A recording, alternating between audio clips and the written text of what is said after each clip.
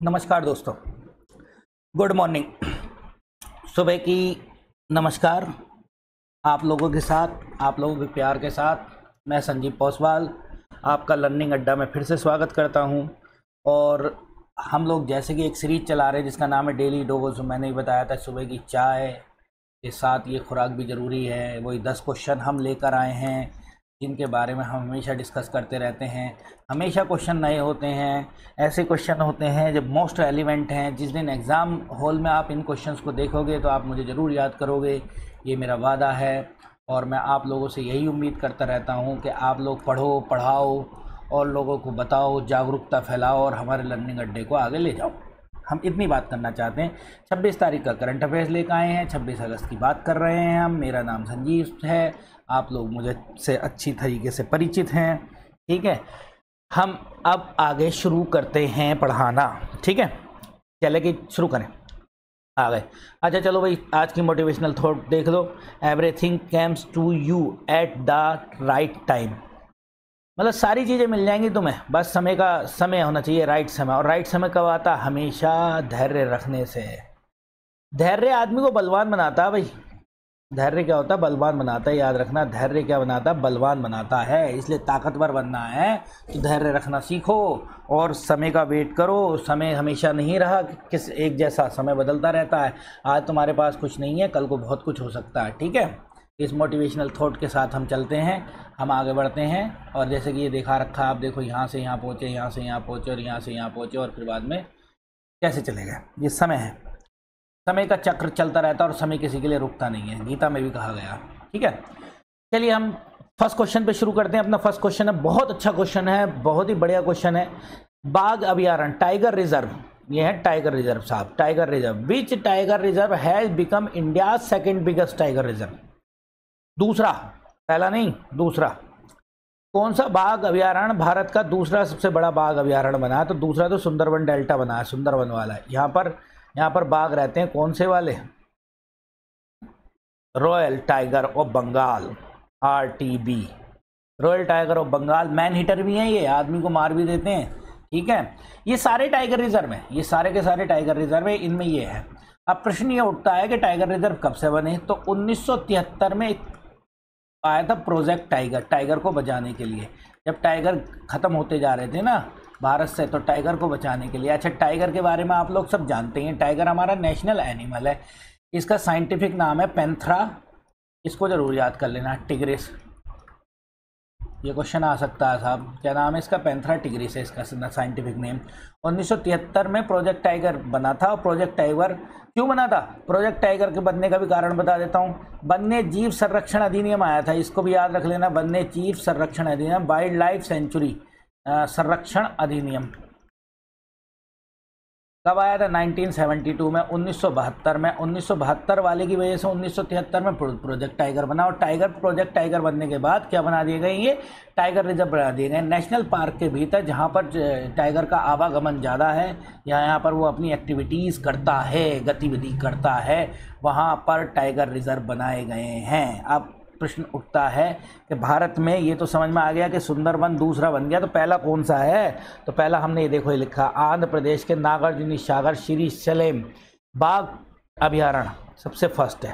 First में मैंने लिख दिया, प्रथम स्थान पर ये है, सबसे बड़ा ये है, ठीक। अब हमने बताया 19 अगस्त 2025 को राष्ट्रीय वन्य जीव बोर्ड NBWL, ये हमेशा ये वाला बोर्ड जो है ना, किसके लिए काम करता है? वन्य जीवों के लिए काम करता है। इस और ये बताता है कि क्या क्या चल रहा है, किसको कितना नुकसान हुआ है या कितना फ़ायदा हुआ है। इसके विस्तार को मंजूरी मिलने के बाद पश्चिम बंगाल स्थित सुंदरबन भारत का दूसरा, सेकंड, फर्स्ट कौन है? श्री शैलम। भारत में कुल 58 बाघ अभयारण्य हो गए हैं। पहले 53 थे, बढ़ते बढ़ते कितने हो गए? 58 हो गए, 58 हो गए। और 2025 में लेटेस्ट जोड़ा गया है, इसको जरूर याद कर लें, माधव टाइगर रिजर्व। और माधव टाइगर रिजर्व, माँ से माधव, माँ से मध्य प्रदेश, MP में, ठीक है। तो याद रखेंगे MP में है। प्रोजेक्ट टाइगर ये के तहत बंगाल टाइगर और उसके आवासों को संरक्षण के लिए शुरू किया गया था। अब इस समय 2022 तक जंगली बाघों की आबादी 3682 हो गई है। इस बार सैटेलाइट से ये नापी गई थी, सैटेलाइट का प्रयोग किया गया था। हर 4 साल में बाघों की गणना होती है। पहले 2018 में हुई थी, फिर 2022 में, अब कब होगी? 2026 में होगी, अगले साल होगी। 4 साल में भाग गणना, कितने साल में? 4 साल में, 4 ईयर। बात समझ रहे हो? ठीक, आगे चलते हैं। मैं आप लोगों के लिए लेकर आया हूँ टाइगर रिजर्व कहाँ है। इससे आप लोगों के लिए बहुत सारी चीज़ें मिलेंगी। देखो भाई, ये पूरे के पूरे 58 टाइगर रिजर्व हैं। अब आप ये सोचोगे मैं 58 के 58 पढ़ाने वाला हूँ, तो ये तो मैं करने वाला नहीं हूँ, लेकिन कुछ ना कुछ बताऊंगा आपको। राजा जी आपको सबको पता है, और कॉर्बेट सबको पता, उत्तराखंड में है। ठीक, दुधवा कहाँ है? यूपी में है, ये एकमात्र है। अच्छा, दुधवा के बारे में याद रख लो, दुधवा 2 रेंज में बटा हुआ, 2 टाइगर रिजर्व है इसके अंदर। एक तो, अच्छा चलो वो अभी आएगा क्वेश्चन, तब उसमें समझाऊंगा, लेकिन फिर भी बता देता हूँ। एक किशनपुर रेंज है, यूपी का मामला पर याद कर लो, किशनपुर रेंज, इसमें भी टाइगर मिलते हैं। और एक करतनिया घाट रेंज, इसमें भी टाइगर रिजर्व मिलते हैं। ठीक है, ये दोनों में टाइगर रिजर्व मिलते हैं भाई, समझ लो। अब यहाँ से एक बात देखो, ये यूके हो गया, ये यूपी हो गया। यूपी के बाद ये वाल्मीकि जरूर याद कर लेना। अब ये क्वेश्चन आएगा, वाल्मीकि टाइगर रिजर्व कहाँ है? अच्छों को नहीं पता, मैं बता देता हूँ तुम्हें। वाल्मीकि, बा से बिहार। ठीक, संजय धुबरी कहाँ है? मध्य प्रदेश।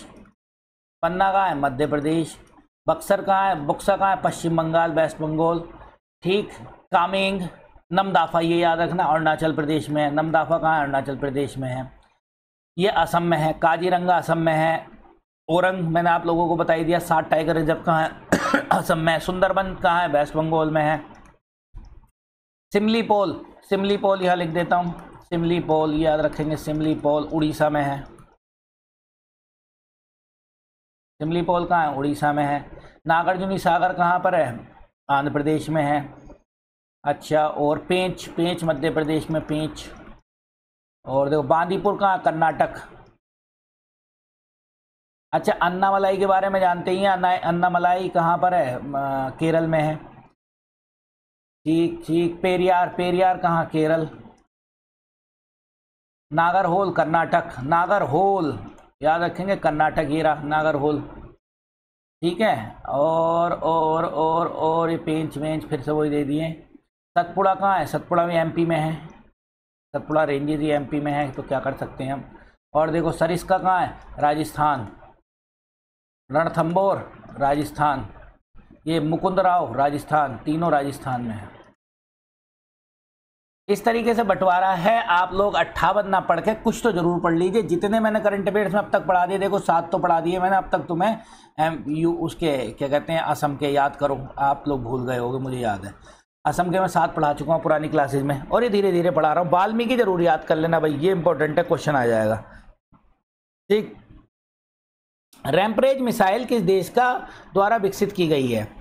देखो भाई, रैम्परेज मिसाइल के बारे में आप लोगों को बता दूं, ये भारत के पास ऑलरेडी है। किससे लिए? इजराइल से ली गई है। अब जब इजराइल से ली गई है, तो अभी इसने इसका प्रयोग किया था हमने ऑपरेशन सिंदूर के लिए। ऑपरेशन सिंदूर में हमने इसका प्रयोग किया था। तो जब हमने प्रयोग किया, अब भारत से और डिमांड कर रहा है। किससे? इजराइल से। इजराइल की टेक्नोलॉजी बहुत इंपॉर्टेंट है। मैंने बताया था इजराइल और ईरान के बीच में अभी लड़ाई हुई थी। उस लड़ाई के बाद ईरान ने अपना एक युद्धाभ्यास किया, और इजराइल अपनी एक मिसाइल को दोबारा से विकसित कर रहा है। पाकिस्तान के खिलाफ ऑपरेशन सिंदूर में सफल प्रयोग के बाद भारतीय वायुसेना IAF, Indian air force, Israeli Rampage supersonic हवा से हवा में मार करने वाली मिसाइल हासिल करेगा। ठीक है, इजराइल एरोस्पेस इंडस्ट्री द्वारा विकसित रैम्परेज मिसाइल लंबी दूरी की सटीक मार करने वाली क्षमता वाली मिसाइल है। 250 किलोमीटर की इसकी रेंज है। ये सुपरसोनिक है। अब देखो भाई, मैं आप लोगों को 2-3 बातें बता देता हूँ यहाँ पर। देखो, एक तो होती है बैलिस्टिक मिसाइल। ठीक, बैलिस्टिक मिसाइल का जो पाथ होता है वो यहाँ से लेकर ऐसे परवले में चलती है। पैराबोले में चलती है, परवले पाथ। ठीक है, परवले पाथ, रास्ता, पाथ माने रास्ता होता है दोस्तों। और जो क्रूज मिसाइल होता है, क्रूज मिसाइल चलती है, सीधी सीधी मार करती है, बिल्कुल सीधा सटैक मार करती है। ये क्रूज मिसाइल होती है। भारत का ब्रह्मोस क्रूज मिसाइल है। एक तो ये बात हो गई। अब 3 तरीके की मिसाइल होती हैं साहब। एक तो देखो, सुन लो, इधर को लिख देते हैं। एक होती है सबसोनिक,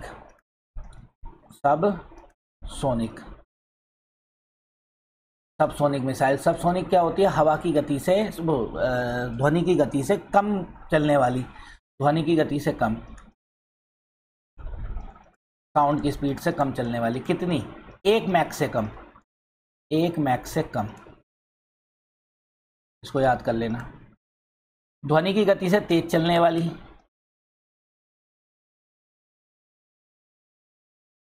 वो कितनी होते? 1 मैक से ज़्यादा, 1 मैक से 5 मैक के बीच, इसको कहते हैं हम सुपरसोनिक। जो अभी हमने पढ़ी मिसाइल कौन सी है? ये सुपरसोनिक मिसाइल है। और एक तीसरे नंबर की होती है, एक तो ये हो गई, एक ये हो गई दूसरी, और तीसरी होती है हाइपरसोनिक। हाइपरसोनिक, हाइपरसोनिक मिसाइल क्या होती है भाई दोस्तों? हाइपरसोनिक मिसाइल होती है 5 मैक से ऊपर। इन तीनों बातों को याद कर लेना बस, ठीक है? ये अलग है, ठीक। आगे चलते हैं। Asia Pacific institute of broadcasting development, AIBD का कार्यकारी अध्यक्ष किसको चुना गया? ये भारत को चुना गया, पहली बात। अच्छा, याद रखने का, यूनेस्को की ब्रांच चाहिए, एशिया पैसिफिक की यूनेस्को की ब्रांच है। कब बना था ये? 26 नवंबर 1945 में, याद कर लो। और कहाँ हेडक्वार्टर है? फ्रांस की राजधानी पेरिस में, ठीक। अब देखो यहाँ पर आ गया, भारत थाईलैंड के फुकेत में आयोजित 23वें AIDB कहाँ 19 से 21 अगस्त 2025 के बीच में सर्वाधिक मतों से एशिया प्रशांत प्रसारण विकास बोर्ड का कार्यकारी बोर्ड अध्यक्ष बन गया। पिछली बार 2016 में बना था ये, और ये कब तक रहेगा? 2025 तक रहेगा, अब ठीक, पूरे 2025 तक रहेगा। यूनेस्को के तहत कब बना? 1977 में स्थापित हुआ था ये AIBD। 45 देशों के 92 संगठन सदस्य हैं। अच्छा, सम्मेलन का विषय है इस बार जनता, शांति और समृद्धि के लिए मीडिया, ठीक है? बात आ गई समझ में? तो भारत के लिए ग्रेट अचीवमेंट है कि भारत यूनेस्को की किसी ब्रांच का कार्यकारी अध्यक्ष बना है। तो आप याद रखेंगे AIBD, Asia Pacific institute of broadcasting. अच्छा, इसी में मुझे एक चीज़ याद आ गई, एपेक का है, APEC Asia Pacific economic cooperation, ठीक। इसमें कितने देश हैं? 21 देश हैं। क्या भारत इसका सदस्य है? भारत इसका सदस्य नहीं है, भारत सदस्य नहीं है, अमेरिका सदस्य है, ठीक है? ये भी क्वेश्चन याद आ जाएगा, भारत एपेक का सदस्य नहीं है। आगे चलते हैं। किस संस्थान ने rethinking home stage navigated policy pathways institute launch as rethinking home stage navigating policies pathways? ये नीति आयोग ने शुरू करी है, ठीक है? नीति आयोग का आप जानते हैं 15 मार्च 1950 को गठन हुआ था, और ये गठन जो हुआ था वो योजना आयोग के नाम से गठन हुआ था, और 2015 में इसका नाम बदलकर नीति आयोग कर दिया गया, NITI। और NITI की फुल फॉर्म है national institution of transforming India, और ये एक थिंक टैंक है, भारत सरकार का थिंक टैंक, मतलब भारत सरकार को सोचने समझने की शक्ति भी प्रदान करता है ये। रिजर्व बैंक 1934 में बनी थी, 1935 से कार्य करती है, ठीक है? कौन सी कमीशन की सिफारिश बनी थी? चलो यहाँ लिख देते हैं। 1934 का एक्ट था, 1935 में स्थापना, बात आ रही समझ में? और 1935 से काम कर रही है। कौन सी थी? यंग हिल्टन आयोग की सिफारिशों बनी थी, और पहले अध्यक्ष थे सर ओसबोर्न स्मिथ, ठीक। नीति आयोग ने किस लिए दी है? यहाँ पर दी है, ये समझ लीजिए, ये रिपोर्ट होम स्टे में सांस्कृतिक समावेश, स्थानीय उद्यमिता और रोजगार सृजन के लिए काम करेगी। होम स्टेज का मतलब समझते हो? जो एक तरीके से किसके लिए? टूरिज्म के लिए। नीति आयोग ने इंटरनेट एवं मोबाइल एसोसिएशन ऑफ इंडिया के साथ मिलकर होम स्टेज पर पुनर्विचार नीतिगत मार्ग निर्धारण करना एक रिपोर्ट जारी की है। ये सुरक्षा, विरासत, संरक्षण और पारदर्शी नियमों का वो करती है। कुल मिला के इस वाले को याद करेंगे, सेकंड वाले को, किससे संबंधित है? टूरिज्म से संबंधित है। देखो, पहले जो योजना आयोग था वो हमेशा कैसे काम करता था? सिर्फ जो सरकार की नीतियों पे काम करता था, वो अपने आप नहीं सोचता था। अब ये अपने आप सोचता है, और सोचने के बाद इस तरीके की चीज़ें करता रहता है। नीति आयोग हमारे लिए बहुत ही बढ़िया है, जो आगे आने वाले समय में हमारे लिए नई पॉलिसी लेके जा रहा है और 2047 तक भारत को क्या बनाना है, हमें विकसित। ये टारगेट भी याद रखेंगे दोस्तों। 2040 तक चंद्रमा पर आदमी भेजना, 2035 तक स्पेस स्टेशन बनाना है, 2027 तक हमें जो है गगनयान भेज देना है। कौन सा बंदरगाह हरित हाइड्रोजन उत्पादन करने वाला पहला बंदरगाह बन गया? हरित हाइड्रोजन, ग्रीन हाइड्रोजन, ये समझ लीजिए, ये बहुत इंपॉर्टेंट है, ये क्वेश्चन आएगा ही आएगा। BR चिदम्बरम बंदरगाह कहाँ है, कैसी लोकेशन है, मैं बता देता हूँ अभी आप लोगों को, ये सारी की सीरी। पहले तो हम आप बात करते हैं भारत में 13 बड़े बंदरगाह, सिर्फ कितने बंदरगाह, 13 बड़े बंदरगाह हैं। और याद रखेंगे आप 200 से ज़्यादा छोटे बंदरगाह, 200 से ज़्यादा छोटे, 200 से ज़्यादा छोटे बंदरगाह। ठीक है, तो हमें सिर्फ 13 याद करने हैं। कितने याद करने? 13 याद करने। 13 कहाँ कहाँ है ये देखो मैं लेकर आया हूँ। कांडला कहाँ है? गुजरात में। मुंबई में 3 है, Mumbai port trust, JNPT Jawaharlal Nehru port trust, और बधावन पोर्ट, ये लेटेस्ट बना, सबसे नया बनने वाला ये है बड़ा बधावन। मामूर गोवा में, मंगलूर कर्नाटक में, कोच्चि केरल में, तूतीकोरिन और VO चिदम्बरम दोनों तमिलनाडु में है भाई, दोनों तमिलनाडु में। चेन्नई भी तमिलनाडु में है। एन्नोर कहाँ पर? कामराज आंध्र प्रदेश में। इसका असल में कामराज एक व्यक्ति थे, इसीलिए उनका नाम के नाम पर इनका कामराज पोर्ट पड़ा था। तो याद रखेंगे एन्नोर क्या? कामराज। विशाखापट्टनम का आंध्र प्रदेश, पारादीप का उड़ीसा, और एक है कलकत्ता में, वेस्ट बंगाल। ठीक है, तो ये हमारे 13 बंदरगाह हैं। ठीक, 1 2 3 4 5 6 7 8 9 10 11 12 13 बंदरगाह टोटल, 13 बड़े बंदरगाह। इसके अलावा कोई सा मत याद करना भाई, ठीक है, मैं भी बता दे रहा हूँ। ठीक, 13 बड़े बंदरगाह। इसके अलावा एक भी याद मत करना ना, और याद करते रहो, कभी ना भूल जाओ। 2025 में आया अटलांटिक तूफान, अटलांटिक ओशन में तूफान आया है, ये तूफान। अब तूफान बहुत इंपॉर्टेंट होते हैं साहब, तूफान जरूर पूछे जाते हैं। 2025 का पहला है, पहला हरिकेन और टोर्नेडो क्या है मैं आप लोगों को बता दूंगा। इसका नाम एरिन है, नाम रखा गया एरिन। क्या नाम रखा गया? एरिन। और हरिकेन है, ये हरिकेन क्या है मैं अभी बात कर लेते हैं, 2 मिनट में बात कर लेते हैं, सारी चीज़ें क्लियर हो जाएंगी। पहले तो इसके बारे में बात कर ले। अटलांटिक तूफान जिसका नाम एरिन है, एरिन कैरिबियाई द्वीपों में आया है। असल में नॉर्थ अमेरिका, जैसे नॉर्थ अमेरिका ये है नीचे ऐसे, यहीं से साउथ अमेरिका शुरू होता है। तो ये जो क्षेत्र है ना जहाँ पर वेस्ट इंडीज़ वगैरह है, ये कैरेबियन है, और यहाँ मैक्सिको की खाड़ी है ये। तो मैक्सिको की खाड़ी में ये तूफान आते हैं, याद रखना। कौन से वाले? हरिकेन नाम से, हरिकेन और टोर्नेडो नाम से। कहाँ आया? अमेरिका के पास आया। तो किसकी जिम्मेदारी बनती है? अमेरिका। तो अमेरिका ने एरिन को श्रेणी 5 से घटाकर श्रेणी 4 में कर दिया गया। इसकी हवाएं 240 किलोमीटर प्रति घंटा चली हैं, और ये तूफान आते ही आते हैं हमेशा, क्योंकि यहाँ पर तूफान का जोन बना रहता है। कौन से तूफान है मैं बात कर लेते हैं अभी। लीवार्ड द्वीप समूह, वर्जिन द्वीप समूह, ये क्वेश्चन याद कर लेना, सब के सब कैरेबियाई में मिलते हैं। प्यूर्टो रिको, ये सारे के सारे कैरेबियन द्वीप समूह हैं। क्वेश्चन आएगा कैरेबिया में कौन कौन से हैं, इनमें से एक पूछ लेगा, तो आज ही याद कर लेंगे तीनों को। लीवार्ड, वर्जिन तो आ चुका है, और प्यूर्टो रिको। ठीक है, देखो मैं आप लोगों के लिए कुछ ये लिखो, ये लेकर आया हूँ। कैरेबियन सागर में तूफान, अच्छा हरिकेन गलत है, हरिकेन और टोर्नेडो अमेरिका के पास, टोर्नेडो याद रखेंगे ये। चीन सागर में टाइफून, चाइना में जो आता है उसका नाम टाइफून है, हमेशा इसी नाम से आएगा।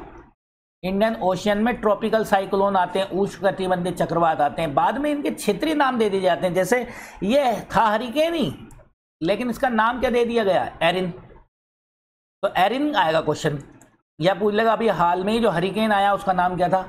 एरिन। और पहला तूफान है तो इसलिए इंपॉर्टेंट बन गया ये। ठीक, जापान में जो आएगा वो ताइफू होगा, भले ही उसका नाम बाद में कुछ हो जाए। और उस उत्तरी ऑस्ट्रेलिया में चालाक वालाक छोड़ो, विली, ये बहुत इंपॉर्टेंट, बार बार क्वेश्चन पूछा जाता है ये। फिलीपींस, पिछली बार उत्तर प्रदेश लोक सेवा आयोग ने पूछा है, उठाकर PYQ देख लेना अगर नहीं किसी को विश्वास हो रहा है। यही पूछा बाइंगो कहाँ आया फिलीपींस में। और यूएसओ में देखो, यूएसओ में वही तूफान लिख दिया टोर्नेडो। मैंने आप लोगों को बता दिया हरिकेन टोर्नेडो कैरेबियन सागर में आते हैं, तो टोर्नेडो यूएसए में भी अलग से लिख के दे दिया। देखा नहीं आपने गाड़ियों पर लिखे रहते हैं तो हरिकेन, जैसे कितने बड़े तूफानी गाड़ी है, तो वो वही वाले हरिकेन है ये। हरिकेन कहाँ आते हैं? कैरेबियन सागर में आते हैं, या फिर यूएसए में आते हैं। यूएसए लिख लोगे या फिर मैक्सिको भी लिख लो, ये सब यहीं पर आते हैं। तो इनके नाम जरूर याद कर लेना। ये क्वेश्चन अभी आया फिलीपींस वाला, ये भी आ चुका है। टाइफून कहाँ आते हैं?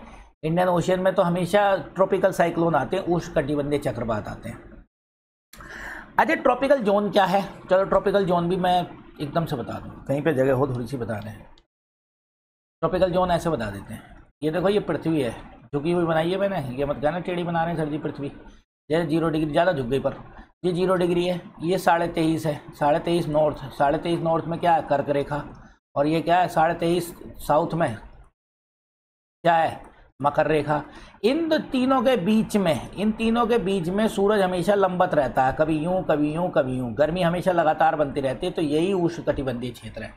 तो कहाँ से? कभी 30 से 30 तक पूछ लेगा, कभी 25 से 25 तक पूछ लेगा, 30 नॉर्थ से 30 साउथ, 25 नॉर्थ से 25 साउथ, इस बीच में रेंज में याद रखेंगे, 25 के आसपास है उष्णकटिबंधीय। क्यों कहते हैं उष्णकटिबंधीय? क्यों? क्योंकि यहाँ पे बायोडाइवर्सिटी ज़्यादा मिलती है।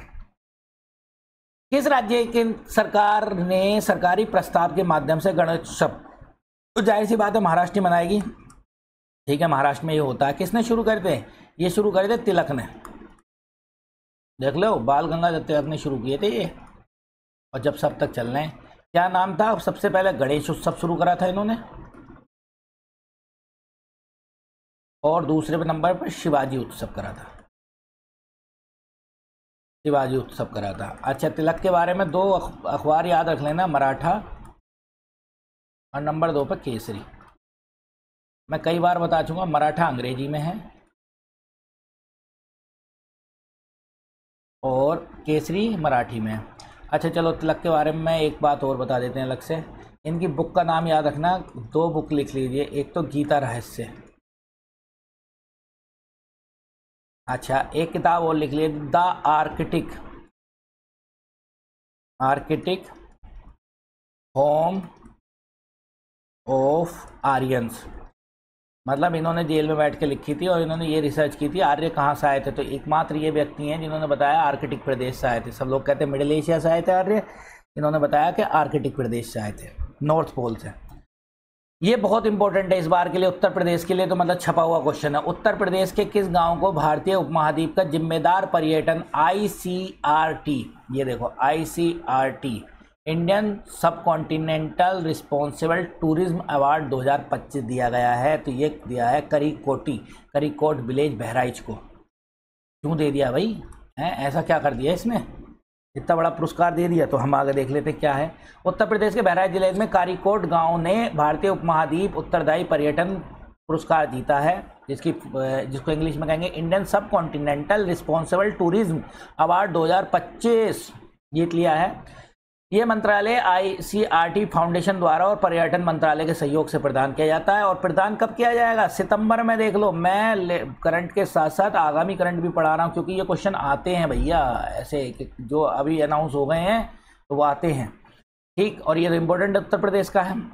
क्या काम कर रहा है ये काम कर रहा है सतत पर्यटन नकारात्मक प्रभावों को कम करने में, सकारात्मक परिणामों को लाने में, और इन सब के लिए कर रहा है। अच्छा, मैंने अभी आप लोगों को बताया था कौन से घाट है दुधवा नेशनल पार्क में, करतनिया घाट। तो करतनिया घाट के आसपास पड़ता है ये गांव, इसीलिए इन्होंने क्या करा है, यहाँ पर थारू जनजाति, देखो जनजाति भी याद रखना, यूपी में कौन सी पाई जाती है? थारू जनजाति के आधारित इको टूरिज्म, होम स्टे, और मतलब इसके आसपास ये कल्चरल एक्टिविटी कर रहे हैं और अपने टूरिज्म को बढ़ावा दे रहे हैं। भारत सरकार का इस समय मेन फोकस टूरिज्म पर है, टूरिज्म से पैसे कमाना, ठीक है। इसीलिए स्मार्ट सिटी के तहत पूरे उत्तर प्रदेश की सिटियों में कुछ ना कुछ बनाया जा रहा है, ठीक है। जैसे मैंने आप लोगों को बताया था मुरादाबाद सिटी में क्या क्या बनाया गया, आप लोग भी देख सकते हैं किस किस सिटी में क्या क्या बनाया गया। तो मैंने आप लोगों को ये बता दिया, ठीक है। ये अपना करतनिया घाट से और थारू जनजाति इसको कर रही है, टूरिज्म को बढ़ावा दे रही है, इसीलिए ये जीते हैं, इसलिए मतलब इनको प्राइज मिला है। प्रथम मानव रहित गगनयान मिशन पर तैनात अर्ध मानव रोबोट का नाम क्या है? देखो, गगनयान मिशन 2027 तक सक्सेसफुल करना है हमें, लेकिन 2025 में ये इसका आंसर पहले तो व्योममित्र है। व्योममित्र एक रोबोट है, कब लोग गूगल कर लेना, एक महिला है, बड़ी खूबसूरत सी महिला रोबोट बनाया है। और वो जो है क्या कहते हैं, उसको क्यों भेजा जा रहा है, क्या डायरेक्ट मानव को भेज दें? क्योंकि हमने तो अभी तक एक्सपेरिमेंट भी नहीं करा है, डायरेक्ट मानव को भेज दें, उससे पहले मानव से पहले इसको भेजा जाएगा व्योममित्रा को, और ये होगा जीवन, जीवन मतलब गगनयान 1। तो गगनयान 1 के तहत व्योम मित्र को भेजा जा रहा है। किसको? व्योम मित्र को। व्योम मित्र क्या है? एक रोबोट है जो वहां पर कंडीशंस देखेगा, ठीक है, स्पेस में। फिर उसके बाद मानव को भेजेंगे। देखो कब, अच्छा ये भी याद रखना 2027 तक गगनयान सक्सेसफुल करना है हमें। अब चल रही है 25, तो 25 में पहले हम क्या भेज दें? रोबोट भेज दें। तो रोबोट भेजने वाले हैं हम। भारतीय अंतरिक्ष अनुसंधान इसरो ने दिसंबर 2025 में मानव रहित गगनयान जीवन लॉन्च करेगा। जीवन का मतलब हो गया जीवन में व्योम मित्र को भेजा जाएगा, मानव रूपी महिला रोबोट शामिल होगी। व्योम मित्र मॉड्यूल की जानकारी करेगी, अलर्ट जारी करेगी, जीवन रक्षक प्रणाली का प्रबंधन करेगी। मतलब वहाँ पर लाइफ सपोर्ट सिस्टम भी तो चाहिए ना, तो उस जो भारत ने बनाया अपना अभी रिसेंट में बनाया लाइफ सपोर्ट सिस्टम। भारत पहला ऐसा देश बना है जिसने अपने बल पर लाइफ सपोर्ट सिस्टम बना दिया। कहाँ के लिए? स्पेस के लिए। इसरो ने अपनी मानव अंतरिक्ष उड़ान की महत्वाकांक्षा को उजागर करने के लिए 2025 को गगनयान वर्ष भी घोषित कर रखा है। ये याद रख लेना भाई, ये क्वेश्चन आएगा। इसरो ने गगनयान वर्ष किसको घोषित किया? 2025 को। बहुत इंपॉर्टेंट फैक्ट है ये, ठीक है, बहुत इंपॉर्टेंट फैक्ट है। 2025 में गगनयान वर्ष। स्वतंत्रता दिवस पर देखो, मैंने आप लोगों को बताया था 79वां स्वतंत्रता दिवस है, 79वां स्वतंत्रता दिवस है। और मैंने बताया था लाल किले के प्राचीर से अगर कुछ प्रधानमंत्री कुछ बोलते हैं तो वो बहुत इंपॉर्टेंट है। स्वतंत्रता दिवस पर अवैध आवर्जन, आवर्जन का मतलब होता है इमिग्रेशन, इमिग्रेशन का मतलब होता है, और डेमोग्राफिक चेंज, डेमोग्राफिक चेंज का मतलब है जनसंख्या में परिवर्तन आ जाएगा जब लोग आएंगे। इनलीगल मतलब प्रवासी, जब अस्थि भारत में जैसे बांग्लादेशी रह रहे हैं, म्यांमार के रोहिंग्या रह रहे हैं, नेपाल के लोग भाग जाते हैं, इससे निपटने के लिए, मतलब अवैध प्रवास को रोकने के लिए, अवैध प्रवास को रोकने के लिए प्रधानमंत्री मोदी ने लाल किले की प्राचीर से एक मिशन की घोषणा की है जिसका नाम है जनसंख्या मिशन, डेमोग्राफिक मिशन। इसको याद कर लेंगे, ये घोषणा की है। और वो अभी इसी साल में आपको रिसेंटली दिखेगा, ये कुछ ना कुछ इस पर काम होगा, कभी ना कभी इसका एकदम गठन होने वाला है। मतलब मिशन बन चुका है, अब इस पर काम होना शुरू है। जब जो कोई भी बात अगर लाल किले की प्राचीर से बोला जा रहा है, लाल किले की, है नहीं, तो ये समझ लीजिए वो होना ही होना है। कब? 15 अगस्त को। अच्छा एक चीज़ और याद रख लीजिए, 15 अगस्त को झंडा फहराया जाता है, वो लाल किले में फहराया जाता है। और 26 जनवरी को, पहले उसका नाम राजपथ था, अब कर्तव्य पथ हो गया, कर्तव्य पथ पे फहराया जाता है। दोनों चीज़ों में अंतर है। कर्तव्य पथ कहाँ पर है? जहाँ पर इंडिया गेट है। तो कर्तव्य पथ पर फहराया जाता है कब? 26 जनवरी को, गणतंत्र दिवस वाले दिन। और लाल किले पर फहराया जाता है 15 अगस्त के दिन। बहुत लोगों को ये बात नहीं पता होगी, इसीलिए 10वां क्वेश्चन हमारा हो चुका है। हम लोग फिर से अपने उसमें आ चुके हैं। मैंने अच्छे से इस सेशन पढ़ाने की कोशिश की आप लोगों को। मुझे लगता है कि मोस्ट इम्पोर्टेंट सेशन था, इसीलिए हमारे चैनल को आप लोग बहुत ही ऊंचाइयों पर ले जाने की प्रयास कीजिए। हम भी प्रयास रहते हैं, आप भी प्रयास रहते हैं, और आने वाले समय में ज़रूर कुछ ना कुछ नया करेंगे हम शिक्षा के क्षेत्र में, ठीक है। तो इसलिए मैं आप लोगों का बहुत बहुत धन्यवाद बोलता हूँ।